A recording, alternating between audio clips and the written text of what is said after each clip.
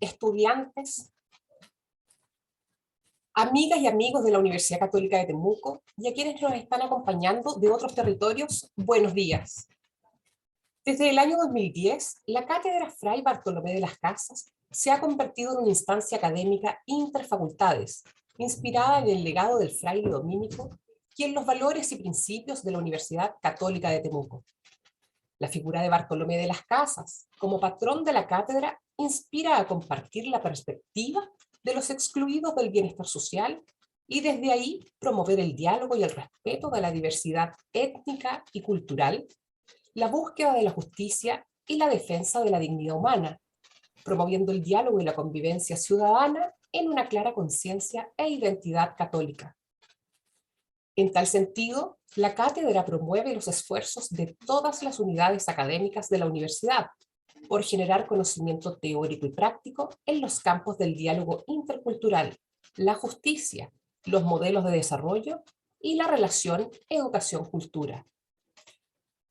Desde su creación, hace ya más de una década, y como se ha convertido en tradición, anualmente la Cátedra Fray Bartolomé de las Casas invita a un destacado académico o académica que comparta con nuestra comunidad algunas reflexiones en torno a una de las tantas temáticas que preocupan a los pueblos indígenas de nuestro continente. Antes de presentar a nuestro invitado especial, nos dirigirá unas palabras de bienvenida la vicerrectora de Extensión y Relaciones Internacionales, Carmen Gloria Garbarini. Marie, Compulamien. Muy buenos días a todos y a todas. Bienvenidos, bienvenidas. Bienvenido, profesor Skid, a nuestra universidad en el contexto de la Cátedra Fray Bartolomé de las Casas. Todos los años, ¿verdad?, tenemos un invitado especial que representa la voz de pueblos indígenas de América Latina. La idea de estas clases magistrales es dejar testimonios y crear conciencia, una conciencia de diálogo, ¿verdad?, entre esta universidad, uno de cuyos ejes de desarrollo es la interculturalidad, y sentar precedentes de que sí tenemos que conversar. Estamos en situaciones de diálogo en este momento, estamos en general en situaciones muy complejas, en que necesitamos escucharnos, en que necesitamos hablar, y esta instancia es una de esas que luego se transforma, ¿verdad?, en tema para que tanto estudiantes como académicos podamos discutir y consensuar ciertas cuestiones. Para eso necesitamos escuchar, necesitamos aprender a escuchar hechos, a escuchar emociones, a escuchar decisiones. Muy bienvenido, profesor Edgar Skid, que nos trae la voz de la Abya-Yala. Estuve buscando cómo se define Abya-Yala. Tiene bastantes definiciones, una de las cuales, según leía, se asemeja a la Pachamama, es decir, a la tierra, al territorio en el amplio sentido, no solamente como algunos trozos de tierra, sino que todo el continente que se ha llamado americano. Yo creo que es un muy buen momento, ¿verdad?, hoy día también por la fecha, plantear estas realidades, estas dolorosas realidades que se han vivido, y pensar cómo nosotros podemos conversar acerca de ellas, sacar ideas nuevas, escucharnos de verdad desde lo profundo y poder comprendernos para, desde esa perspectiva, aportar al conocimiento, aportar al sentimiento también, que es lo que nos mueve muchas veces como seres humanos. Con esto, entonces, doy la bienvenida a todos y todas los que están presentes y los invito entonces a que continuemos con esta ceremonia. Muchas gracias. Agradecemos a la vicerrectora Garbarini. Nuestro invitado de este año 2021 es el doctor Edgar Skid, investigador del Instituto de Estudios Interétnicos y de los Pueblos Indígenas, con sede en Guatemala. Es doctor en Ciencias Sociales por el Colegio de Michoacán, México.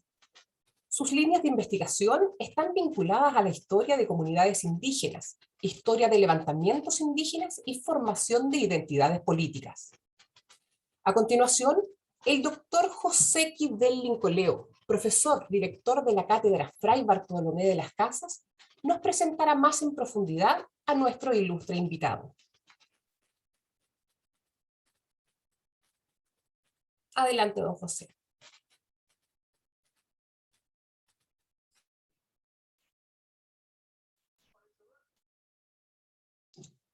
Feliz. Mai con pupenyi pulamien bachante askin tulelu tefaci ngecam kawan bachante ta Maria pukul ni tefaci Oktober kiyen kini kami chante aku yi kaket pamol funchen tefaci makpumeu kom ta aviaya la makpumeu dei ta filket mu lemai ta kepalui kutan kawan montu kawan langsung akui tanta inkuchayam ta kakima punyatui lai belewa tulai kiawan kimen kom lepemni kom tatrei el kangi kahemni cita trei leita wala ke tumo emni cita rupai cipantu rupali ta hanten cipantu wala tafach kiji ke tumo aflai feler pui kahemni ci melita ngam kawal fe ci tumo melita raki famal fe ci tumo melita chicken askin tuael chumble que fel kamongen kahmichi chumler pual kamongen fantepu reimu fachanto mangel ne fin tebachi peñi palu kakimapu Guatemala mapu palu reita el ulpaya lo que llega cham que llega rakifam ka chumlenda mongen ka y chinta y pu mapuchengen de lo que mapu. En este día tan especial del 12 de octubre en que recordamos la llegada del hombre europeo a tierras de los pueblos indígenas en el Abya Yala, día que inicia un cambio profundo, aterrador y violento para nuestro continente. ¿Qué significó para los pueblos indígenas este acontecimiento? Se da inicio a un proceso continuo de muerte, exterminio, cercenamiento, destrucción, quema, persecución, despojo, apropiación, expropiación, minorización, discriminación, odio, esclavitud, reduccionismo, pobreza. Y podría seguir. Siguiendo la consigna, decía nuestro fundador de esta cátedra, podéis estar seguros de que la conquista de estos territorios de ultramar fue una injusticia. Os comportáis como los tiranos, habéis procedido con violencia, lo habéis cubierto todo de sangre y fuego, y habéis hecho esclavos, habéis ganado grandes botines y habéis robado la vida y la tierra a unos hombres que vivían aquí pacíficamente. ¿Creéis que Dios tiene preferencias por unos pueblos sobre los demás? ¿Creéis que a vosotros os ha favorecido con algo más que aquello que la generosa naturaleza concede a todos? ¿Acaso sería justo que todas las gracias del cielo y todos los tesoros de la tierra solo a vosotros estuviera destinado? Decía Fray Bartolomé de las Casas en uno de sus escritos. Tomamos este día para pensar, para reflexionar y como cátedra para resituar la perspectiva indígena, su pensamiento desde la Abya Yala, palabra cuna del mundo cuna, ¿cierto?, que aduce un poco al continente. Por eso hoy tenemos a un exponente indígena en nuestra clase magistral. Una vez más, como ha sido la tónica en estos últimos años, queremos que el mundo indígena, su pensamiento, su perspectiva, se haga presente desde el mundo académico. Edgar Squid Choi, Cachiquel, reside en la comunidad de Patricia, Guatemala. La investigación sobre historia de comunidades ha sido su línea de trabajo, más general, aunque también ha escrito sobre el movimiento maya. Ha realizado trabajo de campo y de archivo en los municipios del Altiplano Central y en el occidente de Guatemala. Su interés en la investigación está centrado en la definición de otras lecturas sobre la memoria e historia de las comunidades maya cachiquel y en reconocer los mecanismos por medio de los cuales se estructuran las relaciones coloniales sobre diferentes grupos en distintos lugares, espacios y tiempos. En Patricia es miembro de la Asociación Comunitaria Cajyaj y es investigador del Instituto de Estudios Interétnicos de la Universidad de San Carlos de Guatemala. Ha publicado Otros Poderes, Nuevos Desafíos, Tecpan y su entorno departamental, 1871-1935, publicado en el año 2002. La superación del indígena, la política de la modernización entre las élites indígenas de Camalapa, siglo XX, publicado en el año 2010. Squid es un cientista social cachiquel, originario del municipio de Patricia, Chimaltenango. En el año 1993 obtuvo el título de licenciado en Historia por la Universidad de San Carlos. En el año 2002 obtuvo el grado de maestro en Antropología Social por el Centro de Investigaciones y Estudios Superiores en Antropología Social, CIESAS, de Guadalajara, México. Y en el año 2008 alcanzó el grado de doctor en Antropología Social por el Colegio de Michoacán, el Colmich, en México.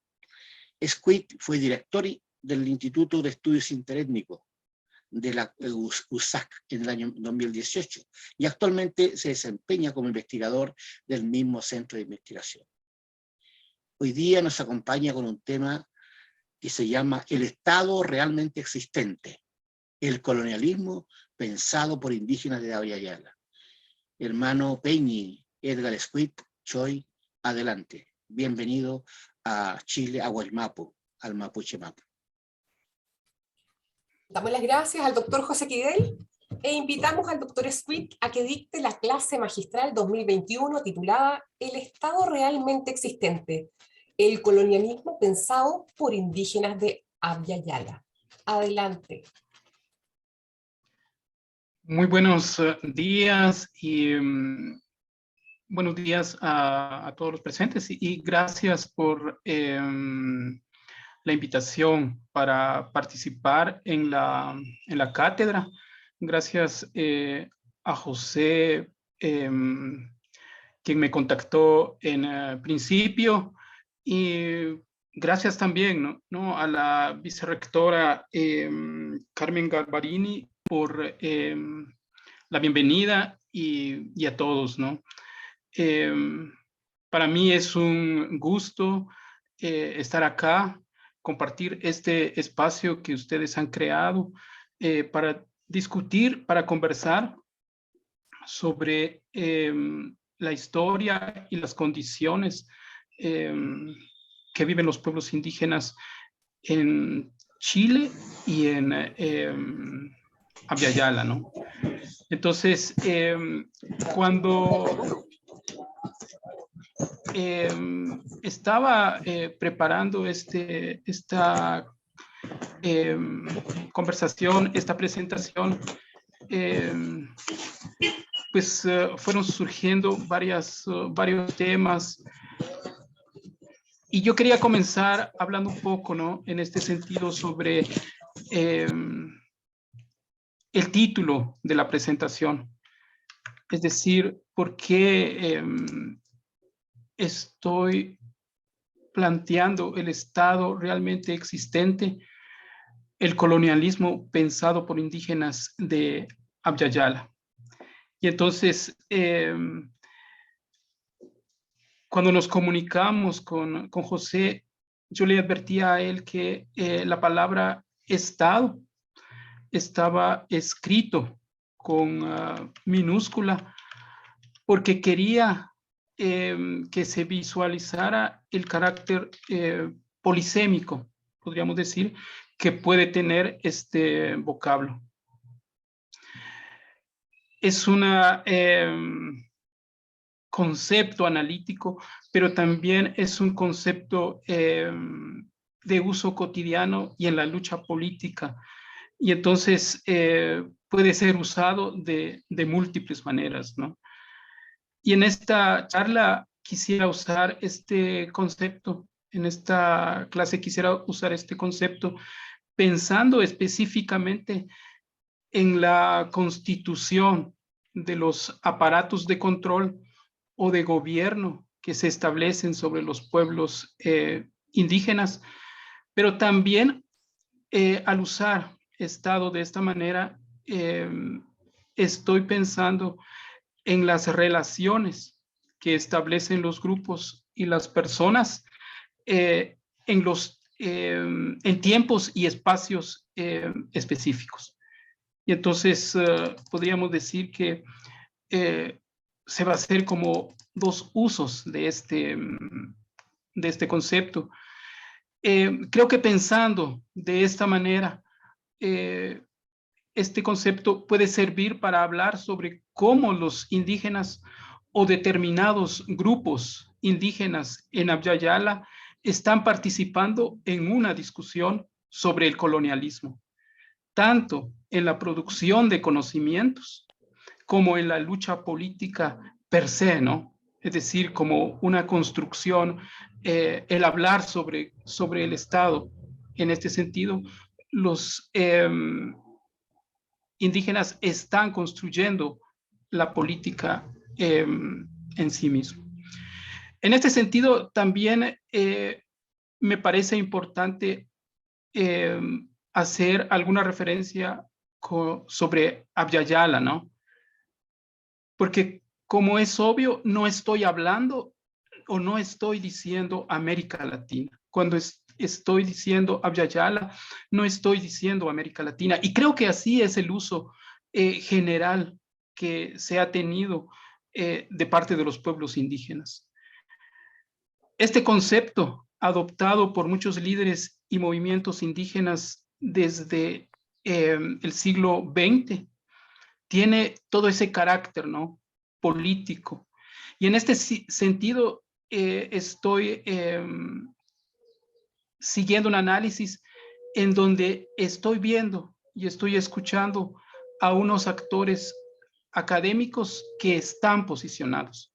Al hablar sobre Abya Yala, obviamente estoy hablando sobre la tierra, sobre ese espacio continental vivido y construido por los indígenas, pero también estoy viendo y estoy escuchando, como he dicho, a unos actores y académicos indígenas que están posicionados, es decir, posicionados desde Abya Yala. Y en este sentido, creo que la posición, en términos generales, es la de indígenas que están considerando el colonialismo como una forma importante de dominación y de relacionamiento histórico. Y unos indígenas que están considerando su lugar de enunciación, que sería Abya Yala, y no exactamente América Latina. El territorio específico y las comunidades, y así como los pueblos que están bajo control de agentes y aparatos coloniales. Y entonces, de esa manera es que estoy pensando este concepto. En este sentido, también debo decir que yo mismo estoy posicionado en Abya Yala, es decir, estoy hablando y viendo el mundo desde este lugar, lo que no significa que sea ciego, ¿sí?, que sea ciego ante muchas otras formas de ver el mundo y la dominación. En este caso, posicionado significa hablar abiertamente, sin esconderse tras ideas sobre universalidad, objetividad, neutralidad, que define el trabajo universitario vinculado a la idea de cientificidad, ¿sí? Y en este mismo sentido, pues, me interesa hablar un poco sobre mi experiencia en las discusiones académicas en Guatemala, y sobre el uso del concepto colonialismo, que creo que no es igual en el resto de América Latina. Es decir, lo que sucede en Guatemala en estos últimos años con relación al uso de este concepto, a lo mejor no es igual que en el resto de América Latina, para usar el concepto de la dominación colonial. Es decir, siguiendo un poco, en este caso, las ideas y las diferenciaciones en relación a la existencia de América Latina como una continuidad colonial y de Abya Yala como el lugar de posicionamiento de los pueblos indígenas. Primero, para comenzar hablando un poco sobre Guatemala, aquí hay una discusión historiográfica, o ha habido una discusión historiográfica sobre la época colonial, es decir, la definición de un espacio temporal en donde los españoles dominaron. Es decir, se está hablando de los siglos anteriores a la formación de la República. La mayoría de los historiadores consideran esta periodización como válida y la más adecuada. En este sentido, hay algunos historiadores que han hablado sobre la condición colonial en Guatemala, ¿sí? Y quizá los dos historiadores más importantes y creo bastante conocidos en Centroamérica y en Mesoamérica serían Severo Martínez Peláez y Carlos Guzmán Buchler, un historiador y un antropólogo que mantuvieron una polémica académica en los años 70 del siglo XX. El primero hablaba sobre Guatemala como una entidad colonial, pero atribuía esta condición al supuesto atraso de los indígenas. Es decir, Severo Martínez hablaba sobre la condición colonial de Guatemala en los siglos XIX y el siglo XX, hablando sobre el atraso de los indígenas.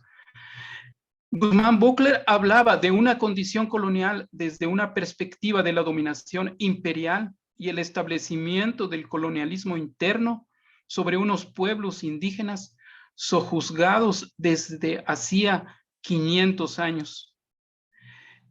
Entonces, en este marco de discusión, muchos historiadores, aunque reconocieron o reconocen la dominación que viven los pueblos indígenas, aseguran que esta dominación que experimentan en la actualidad los pueblos indígenas no puede definirse como uno colonial, ni mucho menos como continuación de la dominación colonial que se inició en el siglo XVI. Aunque los antropólogos y los sociólogos pueden en momentos hacer alusiones a una Guatemala con rasgos coloniales, con raíces coloniales, o incluso con una matriz colonial, incluso, digamos, no hay una definición teórica sobre el colonialismo que se vive en Guatemala o se vive en América Latina desde los historiadores o los antropólogos en Guatemala. Es decir, que en los análisis sociológicos e históricos, el concepto colonial, cuando es usado, no tiene una definición específica o no tiene una definición clara cuando es usado. Es decir, porque la mayoría de los historiadores, al hablar sobre el siglo XIX y el siglo XX, pues no están utilizando este concepto. Entonces, contados académicos, por otro lado, han empezado a hablar de la colonialidad del poder, del saber y del ser, siguiendo el marco analítico del grupo Colonialidad-Modernidad, que especifica el colonialismo como un patrón de poder planetario. En este sentido, la recurrencia a estos conceptos son meramente, yo diría, ¿no?, que son meramente alusiones y no forman un marco analítico que logre develar cómo opera este patrón de poder en las relaciones en Guatemala, como en América Latina o con el mundo. En términos generales, se podría decir que en Guatemala hay un rechazo a asumir un análisis sociológico e histórico desde una perspectiva fundamentada de la dominación colonial. Y por otro lado, se produce un acercamiento metafórico a la noción de colonialismo, tal como lo plantean Wayne Yang y Eve Tuck. Entonces, estos últimos académicos que he mencionado, Wayne Yang y Eve Tuck, consideran que la voz vaga que afirma que todos estamos colonizados puede ser algo verdadero, pero también es algo que es indeciso. O hablar en estos términos, es decir, trabajar es un trabajo que desplaza a los verdaderos colonizados, por decirlo de esta manera. Es decir,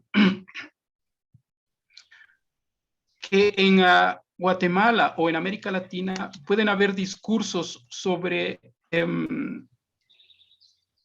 la existencia del colonialismo, como lo hay, pero pueden ser alusiones esporádicas, y en este sentido,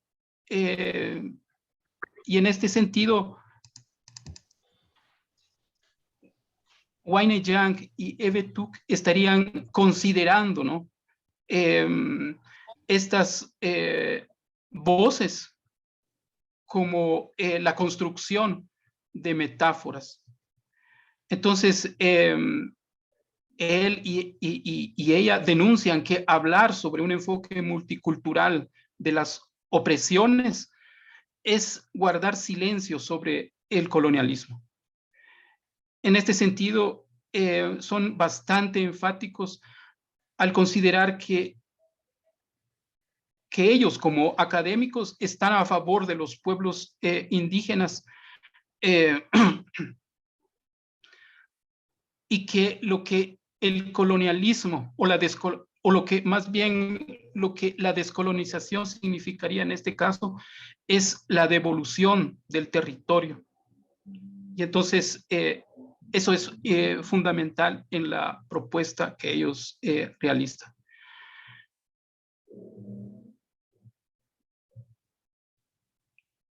Considerar en este sentido que el colonialismo está organizado a través de relaciones globales e históricas es importante. Pero estos académicos consideran que dejar el análisis en ese nivel, en esos planos de lo planetario, sería seguir hablando del colonialismo de manera metafórica, ¿no? Así consideran que para responder a la pregunta de qué es el colonialismo, se debe contestar de manera específica. Es decir, se debe contestar a partir de las historias particulares de cada pueblo o de cada comunidad. Lo que entonces se comprende es que se debe develar y destruir en este proceso de reconocimiento de la historia.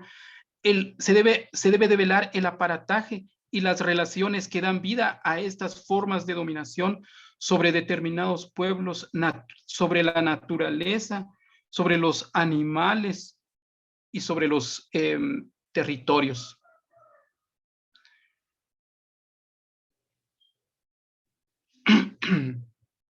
En este sentido, y siguiendo estas ideas de estos autores, a mí me parece importante también traer a la discusión las palabras de Armando Muyolema, cuando él se pregunta por qué el colonialismo es una perspectiva importante para miembros de pueblos indígenas. En la segunda parte del siglo XX, tanto analistas como líderes políticos de pueblos indígenas empezaron a hablar sobre el colonialismo que estaban viviendo y que estaban analizando en las historias de los pueblos.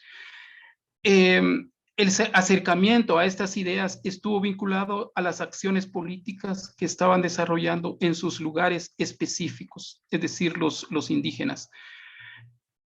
Es decir, ese trabajo que se estaba haciendo en regiones, comunidades y países en donde residían los indígenas, y un trabajo que se estaba haciendo frente a élites y gobiernos específicos.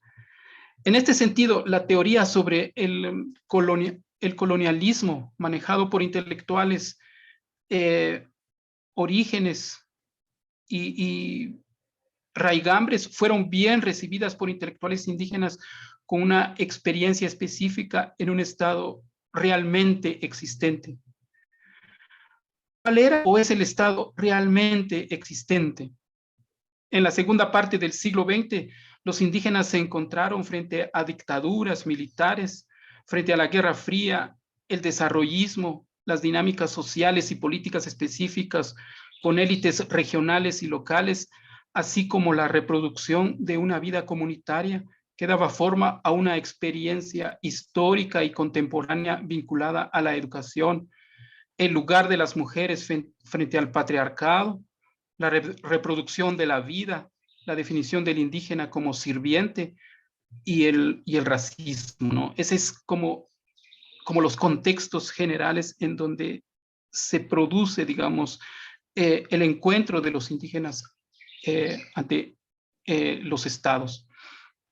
Y en este sentido, las ideas sobre colonialismo que surgían desde diferentes lugares y quizá se resumían en las declaraciones de los académicos y de líderes políticos en Barbados, fueron bien recibidos por muchos intelectuales indígenas.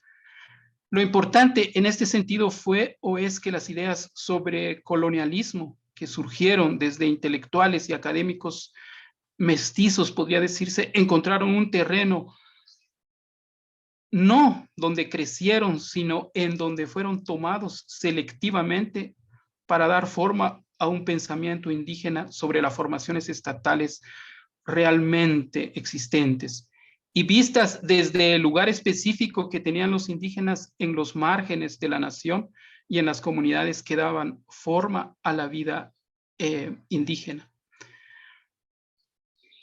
Pienso que este encuentro entre los conocimientos producidos por antropólogos y por líderes indígenas en otros lugares fueron bien recibidos en espacios específicos, como he dicho, porque había una experiencia comunitaria y de lucha indígena en donde en la segunda parte del siglo XX podía fructificar y podía construirse y podía definirse de otras maneras el colonialismo, ¿no? Pienso que esto sucedió en la primera parte del siglo XX o en la segunda parte del siglo XX, más bien dicho, y esto sucede en la actualidad con otros intelectuales indígenas que hablan sobre el colonialismo que viven los pueblos indígenas. Es decir, también se establece en la actualidad una relación discursiva sobre el colonialismo, uno que surge de una experiencia colectiva.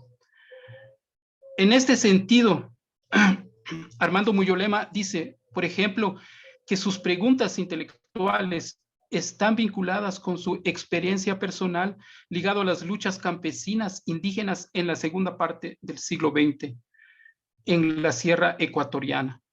En esta experiencia, dice él, resuena el vocablo mejorar, que para Muyolema encarna contenidos de violencia y dolor. En este proceso, Muyolema se encontró con los artesanos de la construcción nacional. Es decir, al encontrar el concepto mejorar, él se encontró también con estos artesanos de la construcción nacional que eran o que son los maestros de su región. Los agentes del colonialismo actuaban en diferentes momentos y maneras para ir concretizando la homogeneidad de la comunidad nacional. dejar de ser indio y la definición del colonialismo relacionado con algo como del pasado. Así, de esa manera artesanal, los criollos pretendían ocultar la naturaleza colonial de sus existencias y regímenes, asumiéndose ellos mismos como colonizados. No obstante, para la experiencia comunitaria, los criollos representaban el sentido esencial del colonialismo. Así pues, Armando Muyolema sugiere repensar la dominación colonial desde la subjetividad y las experiencias de las sociedades realmente colonizadas.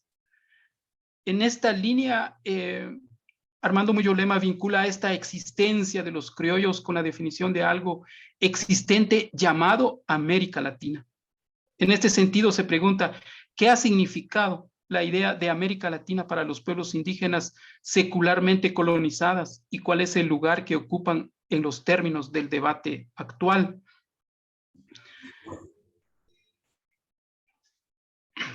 Muyolema, entonces, en este sentido, rápidamente confirma que latino forma parte del proyecto de reconstitución colonial.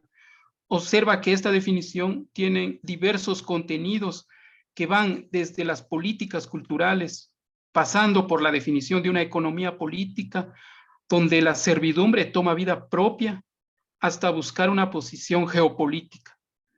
Esto significó, por otro lado, la negación y desplazamiento de todo lo indígena.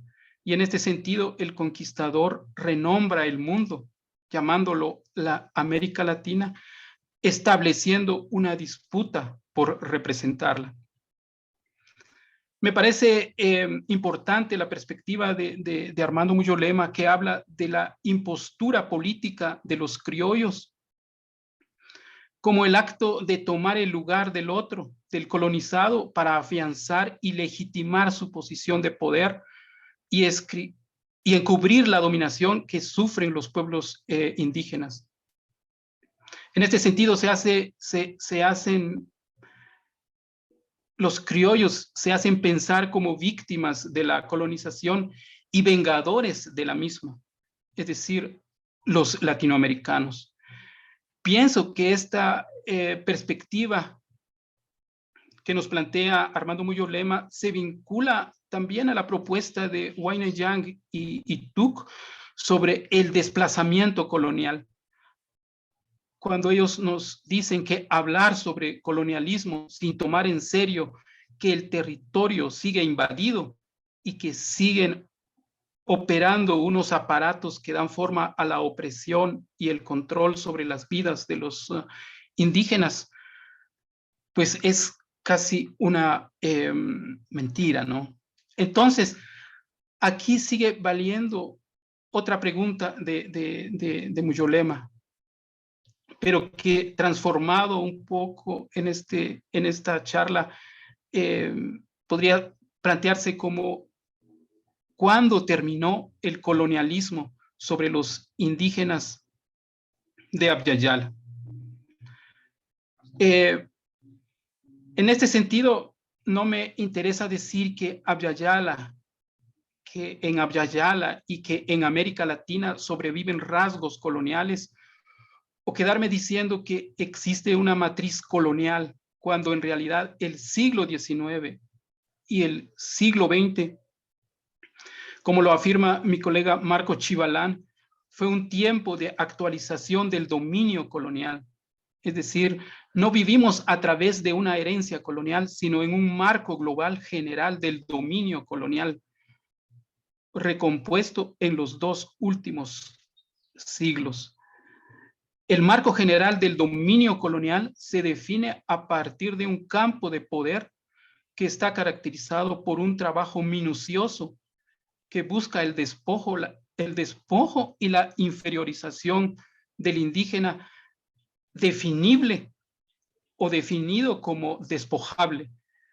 Entonces, este campo de poder es la formación de los estados como formas de gobierno y formas de relacionamiento que moldean o establecen a diario tanto los agentes coloniales, los aparatos del colonialismo y la formación de una narrativa sobre la existencia de los estados-nación.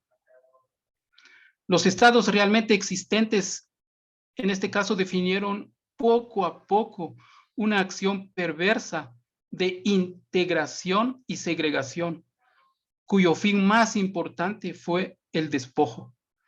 La dualidad de la integración, segregación de los indígenas confunde a los colonizados, quienes, pues, no, los colonizados no logran ver a cabalidad la dominación y el lugar que se les ha asignado en este proceso colonial.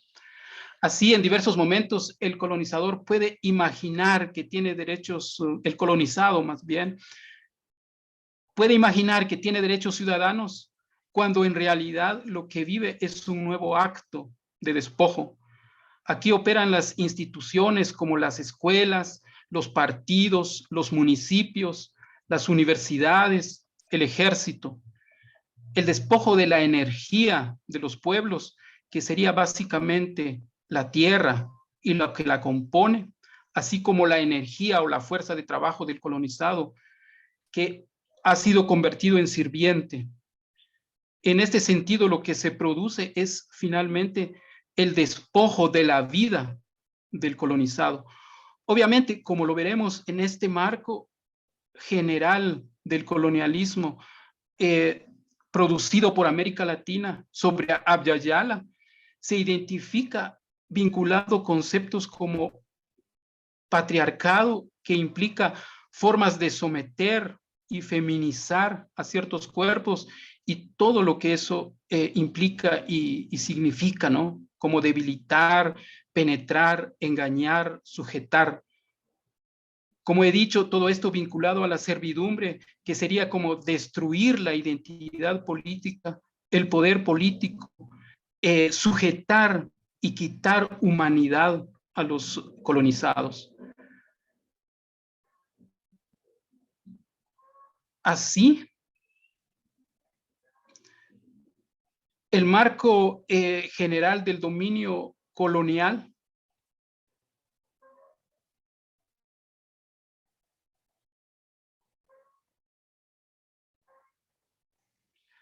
definido en este proceso está también vinculado a la necropolítica, es decir, como una forma de controlar y matar poco a poco o inmediatamente al sujeto colonizado. Toda forma de relacionamiento planteado en de relacionamiento existente o planteado está cruzada por la violencia organizada por los estados o las formas de estar en la relación en relación con el colonizador. Ahora lo que quiero hacer es traer a la conversación algunos trabajos y discusiones hechos por académicos indígenas que han escrito o que están escribiendo sobre el colonialismo.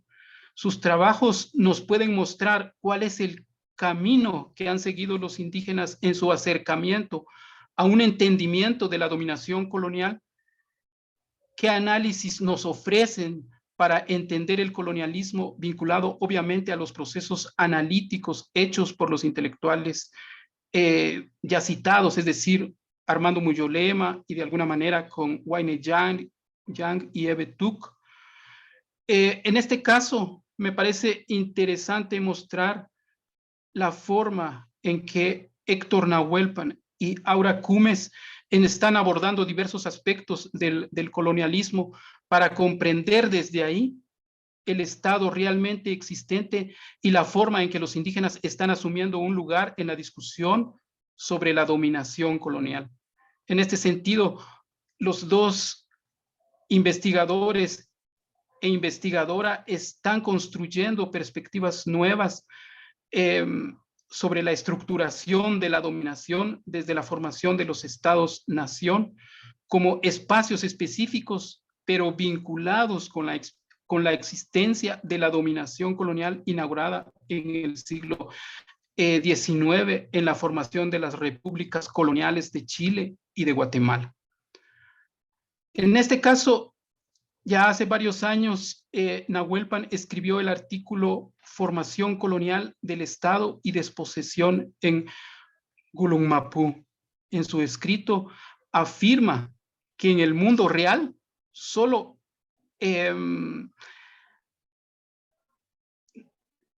no existe una continuidad entre pasado, presente y futuro, vinculado a las ideas de progreso que ha establecido o que ha planteado el liberalismo. Y afirma que en realidad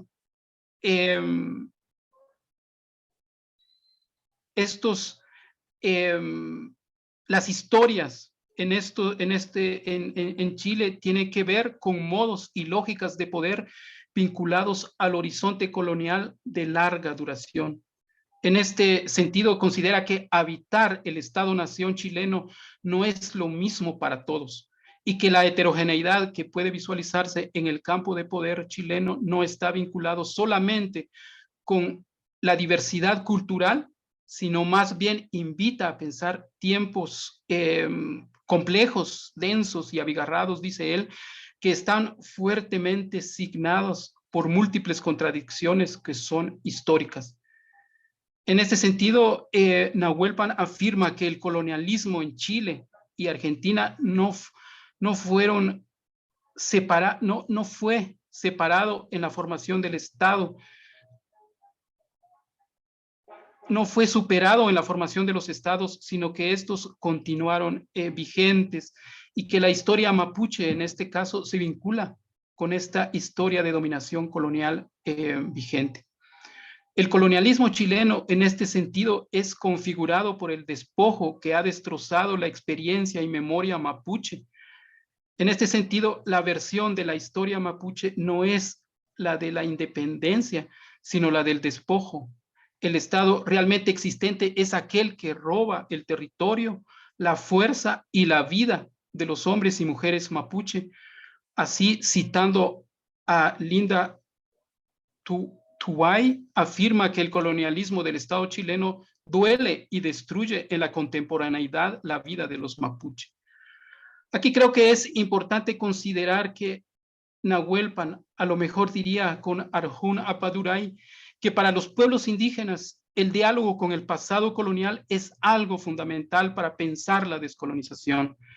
En este sentido, Héctor Nahuelpan invita a problematizar el proceso de formación del Estado chileno en Gulumampú y afirma que la lógica de la desposesión puede ser una noción que muestra los fundamentos de las relaciones coloniales en donde se inscribe la historia reciente de los mapuche y que los vincula con la historia del resto de indígenas de Abya Yala.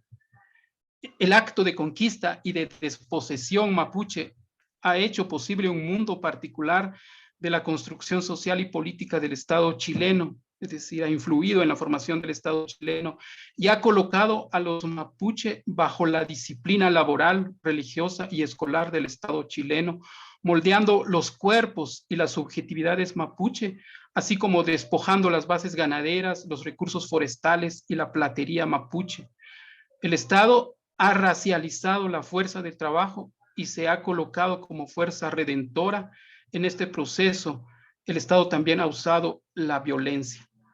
Para los historiadores mapuche, el contraste entre la historia del Estado chileno como una historia de la reducción y como una historia homogénea y vacía, contrasta de manera impactante con las memorias de las comunidades y familias donde ellos provienen. En la memoria mapuche existe un territorio mapuche independiente hasta mediados del siglo XIX, un espacio habitado y vivido con su propio gobierno, un espacio territorial que se nutría de nichos ecológicos.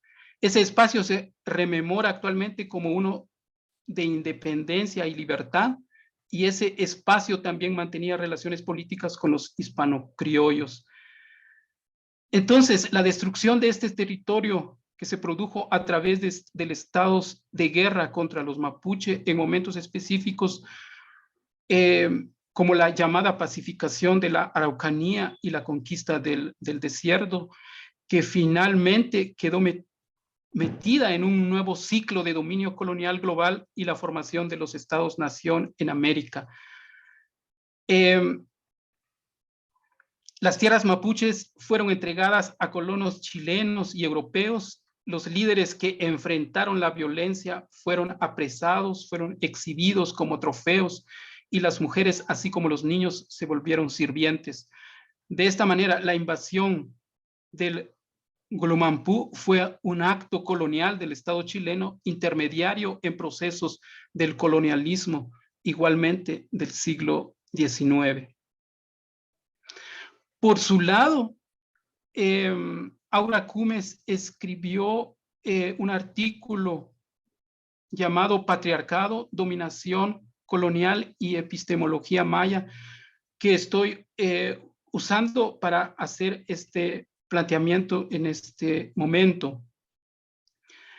Este texto tiene diferentes versiones, pero estoy usando uno particular que aparece en la red. En su texto, Cumes hace alusión a una pregunta que se le ha planteado en diferentes momentos. Se le ha cuestionado sobre las sociedades antiguas, sobre si en las sociedades antiguas ha existido el patriarcado, o si estas sociedades han sido patriarcales. ¿Qué pasa con las relaciones entre hombres y mujeres en la historia antigua de los mayas en particular?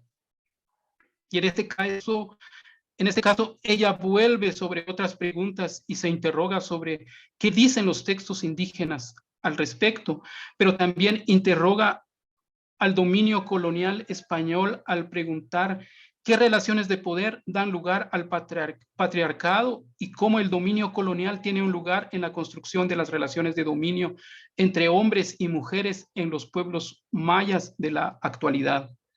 En este sentido, Cumes adelanta la idea de que el patriarcado es un sistema de dominio en el que los hombres toman y les es dado el control político, económico, moral y cultural de una sociedad. Los hombres afirman, se benefician de la dominación sobre las mujeres al entrar con privilegios en el control de la autoridad, los recursos y servicios producidos en un lugar específico. En la discusión sobre el dominio patriarcal en la formación del colonialismo, Cumes afirma que las mujeres mayas de Guatemala han considerado que el patriarcado y el género son ideas occidentales que no tienen cabida en las comunidades y pueblos mayas en donde existen los principios de dualidad y complementariedad entre mujeres y hombres. Asimismo, destaca que algunas feministas de América Latina afirman que la alianza entre los hombres originarios y hombres colonizados se estableció en contra de las mujeres. En este sentido, ella considera que la historia no es tan lineal y que tiene dudas sobre el patriarcado en la época pre-invasión. En este sentido, argumenta que es importante entender el patriarcado a la luz de la historia. Para argumentar en este sentido, Cumes recurre al Popol Vuh, este libro antiguo escrito por mayas, que según ella es un texto que desafía la lectura colonialista de la historia de los pueblos indígenas. Saca a los indígenas de esa condición definida por el discurso histórico dominante que ha colocado a los mayas como grupos sin pasado y sin historia digna.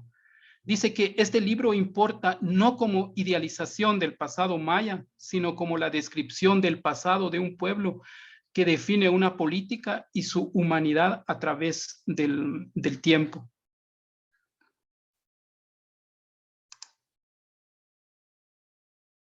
Al examinar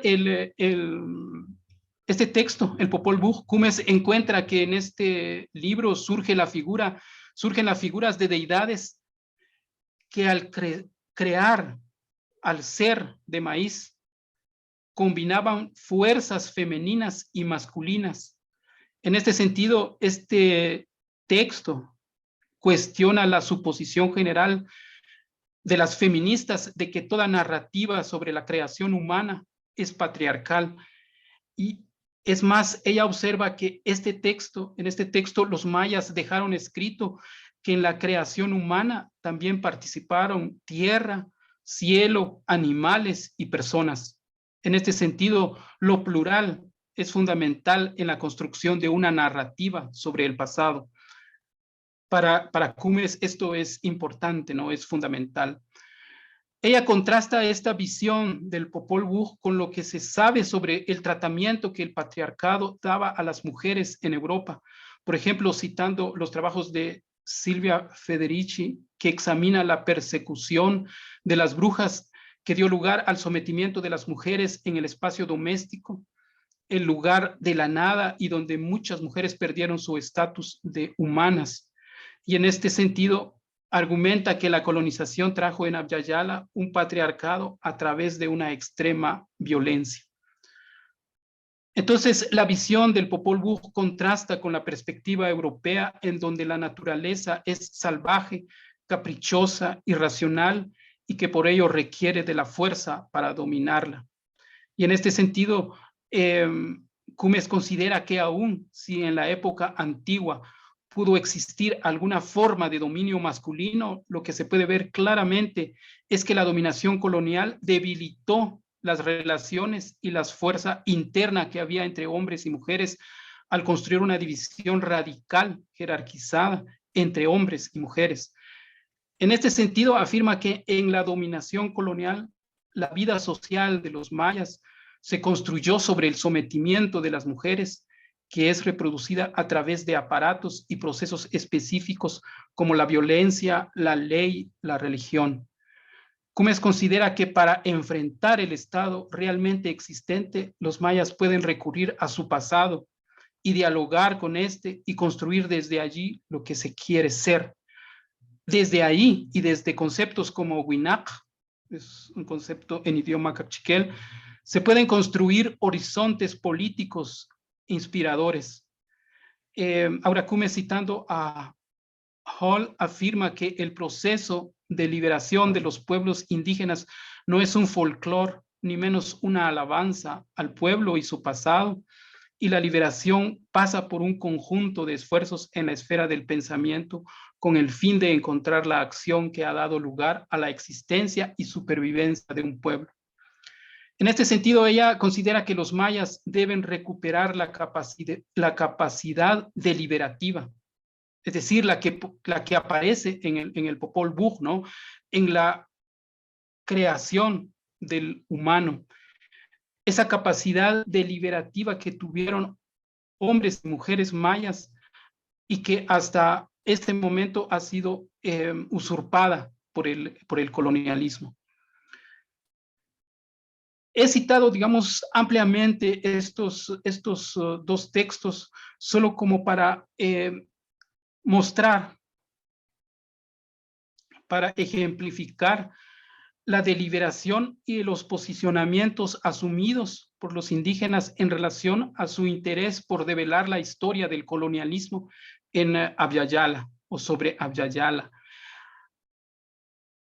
Al final, mayas y mapuches, en este caso, deliberan sus historias coloniales como historias únicas, pero vinculadas en tiempos específicos.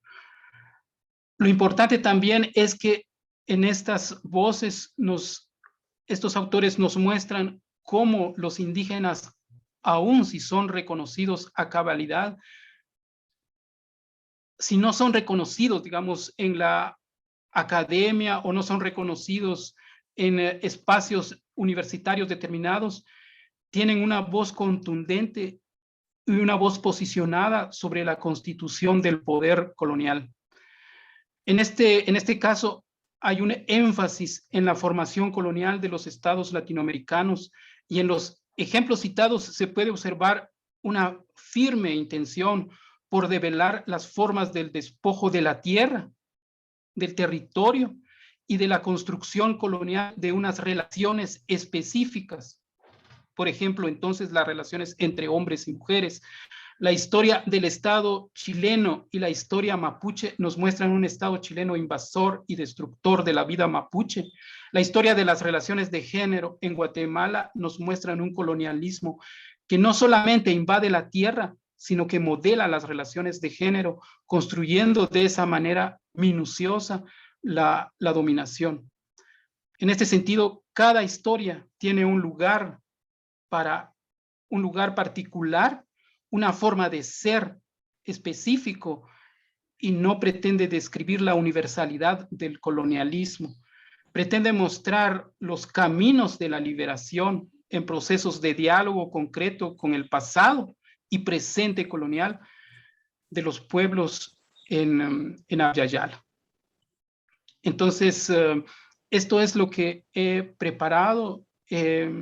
Espero que contribuya a la discusión que ustedes vienen desarrollando y seguirán desarrollando en la cátedra. Muchas gracias. Agradecemos las palabras del doctor Schitt. Con el fin de ahondar en alguna de las temáticas planteadas en la clase, el profesor Kidel leerá algunas de las preguntas que han formulado los asistentes para que el doctor Schitt les dé respuesta.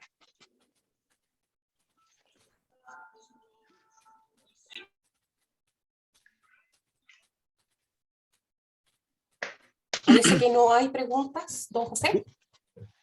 Sí, muchas gracias por el pase, Karen.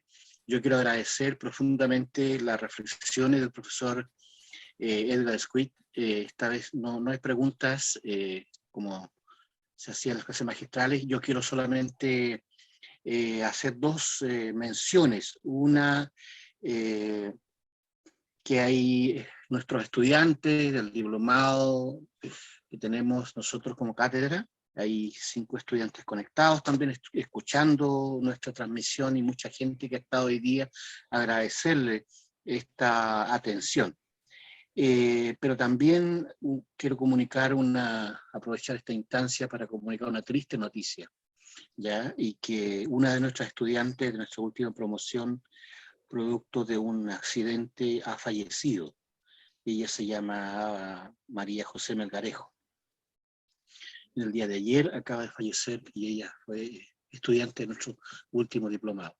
En este espacio también en cual hemos reflexionado, hemos conversado, he escuchado atentamente al profesor Schitt, agradecerle su visión panorámica de todo lo que ha pasado en esta visión desde el punto de vista indígena en Guatemala, ¿no? En Chile, haciendo esta comparación, y también las últimas ideas de innovaciones históricas y una revisión del panorama. Quisiera yo agradecer profundamente hoy día al profesor Edgar Schitt Choi, agradecer su disposición a compartir con nosotros su conocimiento, y bueno, producto de esta fecha que estamos hoy día en reflexión, ¿verdad?, de este 12 de octubre, también agradecer a cada uno de ustedes quienes estuvieron hoy día atentamente escuchando la exposición del profesor Edgar Schitt, agradecerle y dejarles también invitados, ¿cierto?, a nuestros próximos eventos como Cátedra Fray Bartolomé de las Casas. Muchas gracias, muy amable, muy agradecido, y hasta siempre. Queremos agradecer la gentileza que ha tenido el doctor Edgar Schitt para compartir sus conocimientos e impresiones en esta tradicional actividad académica de la Cátedra Fray Bartolomé de las Casas. A quienes asistieron y nos vieron, muchas gracias y buenas tardes.